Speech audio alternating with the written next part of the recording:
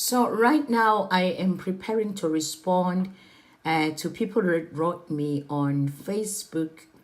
You know that our Perfectly Me page is also connected to our WhatsApp. So there are people that have called me, responded to our advert on Facebook. But one of the things that they've highlighted is that they don't have money to book for a session. Yeah.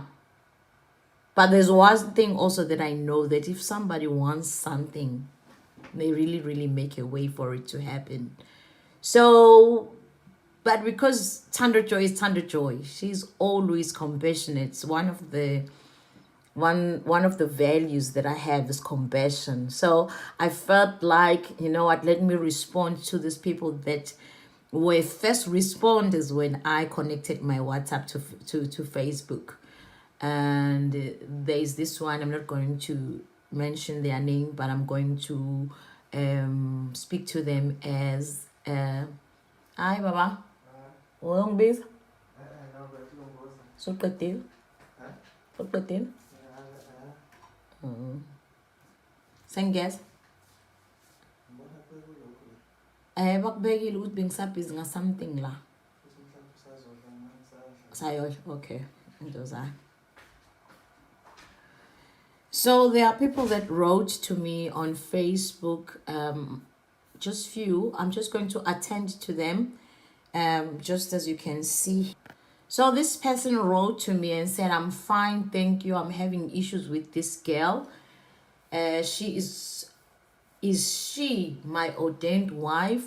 Her name is, no, that is her name. We're not going to mention her. Things are not looking good at all. She doesn't want to speak to me. She is irritated by me. My response is this, anonymous. I'm not going to mention your name. So my response is, there is absolutely no way that I can know, because I am not a prophet. But even so, I do not condone prophesying people and encouraging them that you are the spouse, potential wife for so and so, because number one, marriage is very hard. Making marriage work, it's hard work. So for people, if we are, like for me, for instance, I am working or doing what I do with my husband. So to people who are observing, they just automatically think that whatever that they see, it's easy, it's easily done, but they do not understand the work that we have to put in behind the scene. And marriage is really, really hard, but it's beautiful. It's beautiful and hard at the same time, because it doesn't just happen.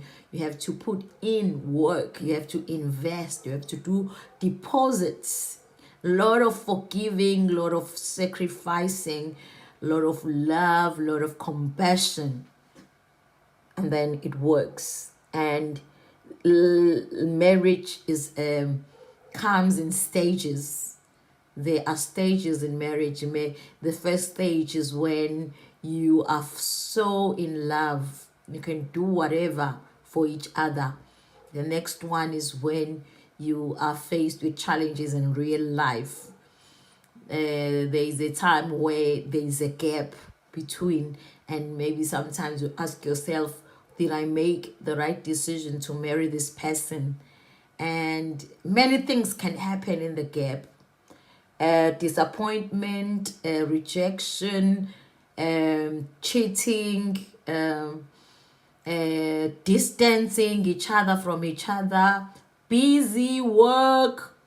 You know, there's so many things that can happen. Children also. Now you have children. It's not, your marriage will not be the same as when you were single. It was only the two of you.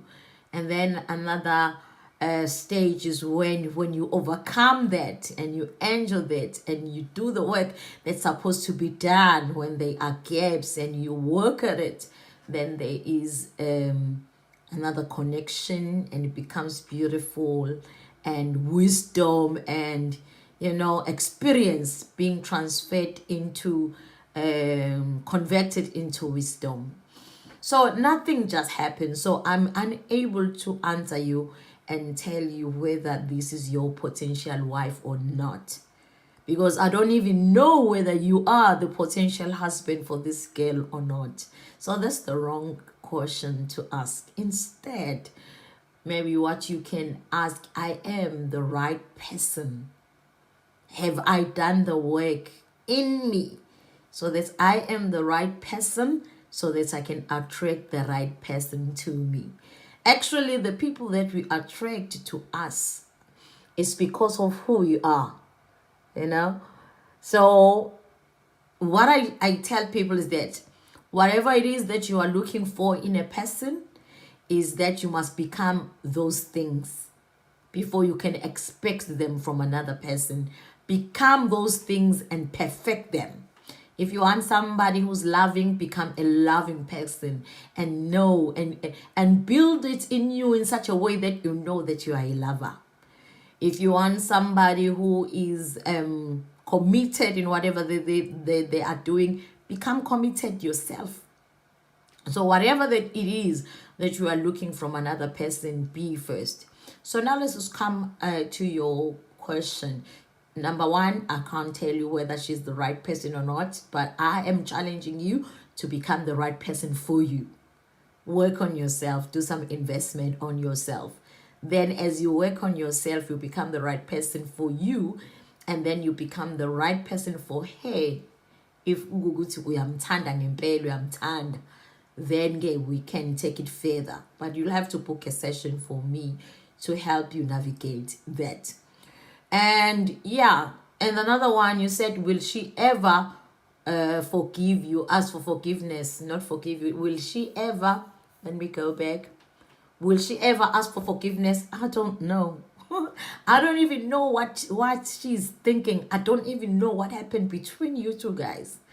So we will have to ask her. My question is, have you asked her? Have you sat down with her? Number one, you found out how she feels, because it looks like you offended her. Have you spoken about that event, about that situation, about whatever that you've done? Have you sat down and become honest with her? Men and women are wired differently. We are so wired differently. Most women want men to be vulnerable. Vulnerable means you become open and you're willing to speak about difficult things. You're willing to speak with her and tell her when you feel weak, when you feel tired, when you feel angry. You are able to express those emotions and express and tell her how you feel really. But the question, have you sat down and told her why you did what you did, and are you working on it so that you don't repeat it again? Are you true? Are you a true man? Like really, really, I don't want you to tell me, but I want you to tell yourself, are you true? Are you true? So I don't know whether she will ever forgive you, but I know that if you can become authentic, be true to yourself, and begin to work on yourself and be vulnerable, open up to her and let her know why you did what you did, and be willing to answer questions that she's asking you, and be willing to be truthful when you're answering her, then maybe she will be willing to forgive you. But it's all up to you. You say things are not looking good, but you did not tell me what it is. Even by you telling me, my question, I wonder whether you are able to communicate with her. Maybe you have a problem with communication. And we women, we love to communicate with our spouses, with our husbands, with our boyfriends. We really love to open up and speak about things that are important to us. So my question, are you really communicating with her? Why are you asking me these questions instead of asking Nolwazi these questions? Yeah, so I will say begin there um and if she doesn't speak to you, are you speaking to her? Do you know her? Do you know what you need to do so that she can soften up, so that she can open up?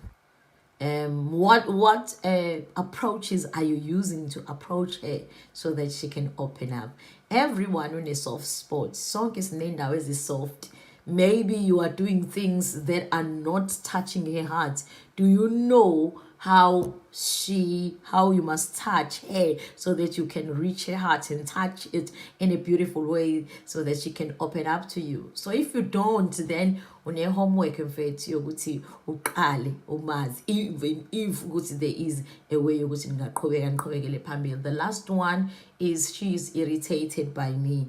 Have you found out why is she irritated? Have you stayed with yourself and then think about why might she be irritated by you? Or you just want her to just sort out problems that you haven't even sat down with you to think possibly she's irritated because I'm not communicating. That's an example. And I'm not telling her the truth, and maybe I'm not showing her that I'm committed enough in this relationship. So I'm just speculating with all these answers that I'm giving to you, but I am hoping, Guguti, you will give me more information. But number one, I can't tell you whether she's the right spouse for you or a right wife for you or not. But what I can do to you, as you can see, Oguti, our company is Perfectly Me Coaching. I can help you to become the better person. Yeah. So I'm hoping what I've just told you here, it's enough. In a summary, what I'm saying to you, number one, work on yourself, right? Ask yourself, are you true? If you're not, start being true. Create that character of being true. Number two, are you communicating? Are you opening up? Are you able to speak about how you feel? And about what is it that is in your head, what you're thinking, how you're feeling, and what you want. Are you able to speak about those things in a very open way, in a vulnerable way? Number three will be to become whatever it is that you want from your partner. Write down all the things that you want from your partner. 1 to 10. 1, you want this, I want, not the things that you do not want, the things that you want. Sometimes when I ask people, what do you want in the partner? They tell me, I don't want somebody who's smoking. I don't want somebody who's drinking. No. I want you to tell me, I want somebody who is loving. I want someone who is truthful. I want someone okutele, was clean and leany, apege, yabono. I want somebody who's able to sit down and communicate. Those are the things that I'm expecting to see. And then that was number 3. Number 4 will be to have you spoken to her, unolwazi, and you ask her, ukuthi, what will it take for her to forgive you, and what will it take for her to speak to you, and what will it take for her not to be irritated by you? And please, when she tells you, you go there with no defense. You listen with an open heart. Even if it's so hard to listen, you can even record her down. Tell her, Nolwazi, what is it that you want me to do? What will it take for you to forgive me, to speak to me, and not to be irritated by me? And then you tell her, I'm gonna record it so that I can listen, and you start working on it. Make it your assignment. Put it as a priority in your life. And then when you are working on it, then ask her, would you tell me, is this enough? Is this good? If she sees that you are putting in the work, then she will open up. What I've seen men doing is that they don't want to communicate. They don't want to be vulnerable. They have this thing, I'm a man, so you must listen to me. Hey, we are in a new era. We are in a new world, manje. Things are done differently.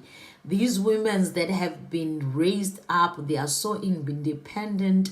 They are so masculine. It's like they've learned to make things happen for themselves. What they need is a man who's willing to listen, a man who's going to be able to take care of them. Sometimes they know how to take care of themselves. They are looking for a person who's going to love them unconditionally. So if you have other questions, you can reach out to me. But this was just a favor, me answering you like this. And I hope that you are going to be benefiting from what we said, from what I shared with you. Bless you, love you, and I wish you all the best. And also, I wish Noloazi the best. And also for her to heal, and also for you to heal from whatever it is that you are facing. Bless you. Love you.